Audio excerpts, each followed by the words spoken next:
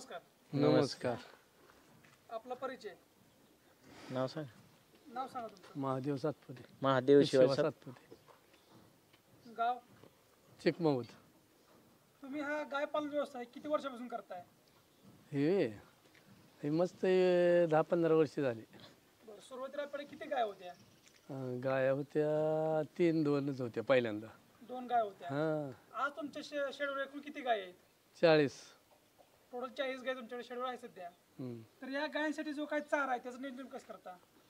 ही मोरगास. मुरघास करून ठेवता. हां मग या गायांसाठी मुरघास किती लागतो? बोरगास लागतं. आपण चालू आता केलाय 500 टन खड्डे भरून 3 500 टन केलाय. 500 टन तुम्ही तयार करून ठेवलेला आहे. हा. मग एका दिवसामध्ये या गायांना किती किलो चारा लागतो सर्व मिळून? एक सगळ्या गायांना मिळून लागतं टनभर लागतोय. 1 टन लागतो. हा 1 टन लागतो 2 टायमाचा. 2 टाइम मिळून. हा. आणि यांना खुराक मध्ये काय काय देता? गोळी पेंट देतो आपण हिरा. त्याचं प्रमाण किती असतं? एका गायला दूध देण्यावर नसतं ना तसं. आपण दूध देण्यावर ज्यादा गाय दूध देणार त्याला ज्यादा ठेवतो, कमी दूध देणाऱ्याला कमी ठेवतो आपण. हा. आता आपल्याकडे एकूण किती गाय संख्या? 40. 40. तर या गायीचं दिवसभराचं दुधाचं कलेक्शन किती होतं? 500 लिटर होत. 2 टाइम मिळून. हा. मस्त तुमच्या दुधाला दर किती मिळतो गायींच्या? 27 रुपये मिळतोय. सध्या योग्य दर आहे का? नाही योग्य दर. कमीत कमी 35 रुपये दर पाहिजे होता. दर खूप कमी आहे. हा लय कमी. तर तुमचं या दुधाचं उत्पन्न तुमचं किती आहे एका महिन्याचं? उत्पन्न निघते 4-5 लाख रुपये महिन्याचं. त्यातला खर्च? खर्च जातो 4-4.5 लाख रुपये. बरं. पेंड वैरण. बरं, म्हणजे 1 लाख रुपये तुम्हाला निवड नफा? हा लाखभर रुपये राहते.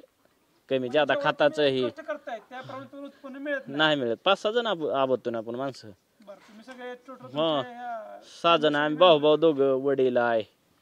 घरच्या मंडळी हा हा गाय पालनाविषयी मदत करताय. हा. मग आता तुम्ही ह्या गायसाठी खर्च किती केला गोट्यासाठी किंवा मुक्संचर गोट तयार केला त्याला किती खर्च केलाय?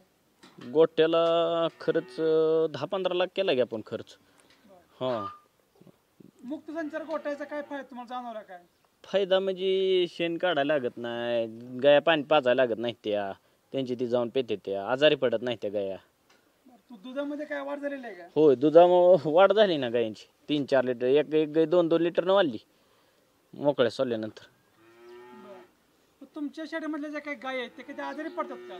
पडते ते ना मस्टर्ड होती तेवढे. बरं, मग त्यासाठी काय उपाय करायचे? ते आपण टूप सोडतो घरच्या घरी लगी कवर होती थोडक्यामध्ये मोकळे असल्यामुळे. आपल्याकडं गायींचं दुधाचं प्रमाण कसं आहे? किती दूध निघतं? आपली गाय आहे ते आपल्याकडे 15 लिटर पर्यंत आहेत त्या, 20 लिटर पर्यंत आहे, काय 12-13 लिटर पर्यंत आहे त्या, काय 10 पर्यंत आहे त्या. एका टायमाला? हा 2 टाइम म्हणून तुमच्या जवळपास 20 ते 30 लिटर दूध. 25च्या 30च्या आहे त्या आपल्याकडे. बरं, म्हणजे की जास्त दूध देणाऱ्या गाय तुम्ही जर सांभाळल्या तर उत्पन्न तुमचं नक्कीच वाढणार आहे. हा वाढणार 100%. आता तुमच्याकडे जे काय पाड्या आहेत त्या पाड्या तुम्ही संगोपन कसं करता? पाड्याला पण झाले का 3-4 महिने दूध पाजतो आपण 3-3 लिटर एका टायमाला. परत त्याच्यानंतर त्यांना खुराक वगैरे काय? खुराक त्यांची कालावडांची पेंट असते ना, ती कालावडांची पेंट ठेवायची. परत 5-6-7-8-9 महिने होस तर भराई होस तर परत मी तुमच्या बरं हा वर्षात 9-10 महिन्यात भरायची येते ती कालवडी. भरल्यानंतर परत ती चारायची, परत गाभणीची चारायची. नंतर 3 महिने झाल्यानंतर हा गाभांसाठी इगळे, परत 7 महिने झाल्यानंतर त्यांना अजून इगळी चारायची. तुमचं दिवसभराचं जे वेळापत्रक ते कशा प्रकारे चालतं? सकाळ उठल्यापासून तुम्ही कसं कसं नियोजन करता? सकाळ आम्ही 6 वाजता उठतो. 6 वाजता उठलं का गाया बांधायच्या, परत पेंड ओतायची, शेण ओढायचं मागं, परत पेंड ओतली का झालं की मिशनी लावून दूध काढायची. धारा झाल्या का मग चारा टाकायचा. चारा खाते ती मग 10 वाजता आपण मोकळ्या सोडून द्यायच्या. परत 4 नंतर आपण बांधायच्या. 4 नंतर बांधले का पेंड ओतायची, चारा टाकायचा आणि नंतर धारा चालू करायच्या.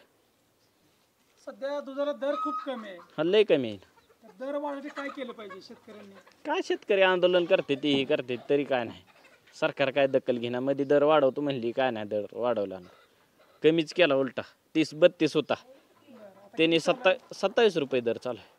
म्हणजे माणूस तुम्हाला दर मिळत नाही 35 तर पाहिजे होता कमीत कमी. तुमच्या भागामध्ये पाण्याची काय सोय आहे का? पाणी कसे टँकरनं पाणी आता चालवलं पाण्याची टँकर बी अडचण दोन आहे. पाणी लय अडचण आहे मोठी तुमच्याकडे काय सोय आहे पाण्याची कोणाकडे तुमच्या आपल्याकडे बोर आहे ती चालतो तेवढा थोडा गुरांपुरतं येते ना प्यायला शेतीसाठी पाणी नाही हो, नाही एक टिपका नाही पाणी तुम्ही मुरघास जो तयार करून ठेवता तो कसा तयार करता? चारा आपण विकत घेतो असा सीझन मध्ये चारा मका होते तेव्हा विकत घेऊन आपण खड्डे भरले 2-3 त्यावेळेस मुरघास तयार करून ठेवलाय. हा खड्डा म्हणजे कसं असं खाली खड्डा खांद्याला आहे का? जमिनी असा थोडा लय खाली नाही तेवढाच फुटभर काढून बाण टाकून असं उचलून घेतलं आपण 5-6 फूट असं आणि कागद टाकून त्यात आपण भरलाय मुरघास हा ट्रॅक्टरनं ओतून आणून परत वरनं ट्रॅक्टरनं दाबून JCB दाबून असा भरलाय पावसामुळे तो खराब वगैरे होत नाही? नाही काय होत नाही खराब होत नाही. नाही काय होत हा आता तुमच्या भागामध्ये दुष्काळ आहे तर शेतकऱ्यांनी दुष्काळावर मात करण्यासाठी कशा प्रकारे नियोजन केलं पाहिजे? आता नियोजन म्हणजे काय आता पाणी जनावर हे टिकून ठेवणं हे माणसांचा आता चारा विकत घेऊन आता ठेवलाय माणसांनी मोरगास करून कोणी बुसकाट घेतलंय हरभऱ्याचं असं साठवून ठेवलं ना चारा ही काय छावणे पिवणे काय काढणं ती सरकारने काय केलं पाहिजे त्यासाठी काढलं पाहिजे चारा डिपो काय तर छावण्या काढली पाहिजे सरकारनं ना जेणेकरून ज्या शेतकऱ्यांना हा. चाऱ्याची अडचण आहे हा त्यांना गुरं न विकता सांभाळण्यासाठी हा. ठेवण्यासाठी चारा नियोजन करणं गरजेचं आहे. 100% आता काही दिवसापूर्वी अशी न्यूज आली की मुरघास सध्या बंदी करायचं चालू आहे किंवा मुरघास बंद झाला पाहिजे. बंद तुम्ही काय सांगता? बंद केला असता तर जनावरच राहिली नसती ना शेतकऱ्याकडे कशी ठेवणार असं पाणी पेल नाही तर जनावर कशी सांभाळू शकणार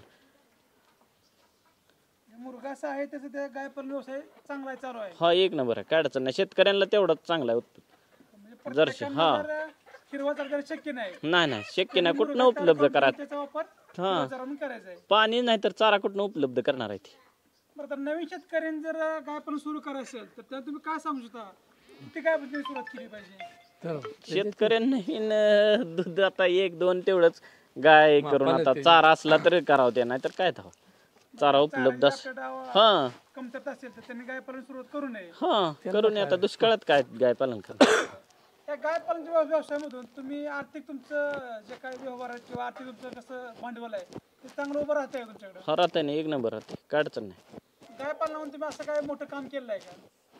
सुधारणा काय झाली गायपालन तुमची? हाय हीच आपण ही शेड ही घर बांधलं त्याच्यावर परत ट्रॅक्टर घेतला आपण 2-3 मोरगास मिशन आहे गायवून आपण सगळे केले मग तुमची जे काय परिस्थिती सर्व काही हा गायपालनातून सुधारलेलं आहे. हा आपल्याकडे आधी 2-3 गायपासून आपले एवढे गाय झाले आपण काय सांगू शकता शेतकऱ्यांसाठी काय मेसेज वगैरे काय द्यायचं तुम्हाला?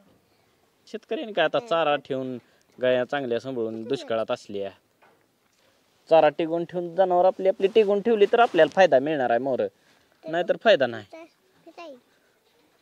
ठीक आहे तुम्ही आम्हाला जे गायपालनाबद्दल माहिती सांगितली त्याबद्दल धन्यवाद. धन्यवाद धन्यवाद.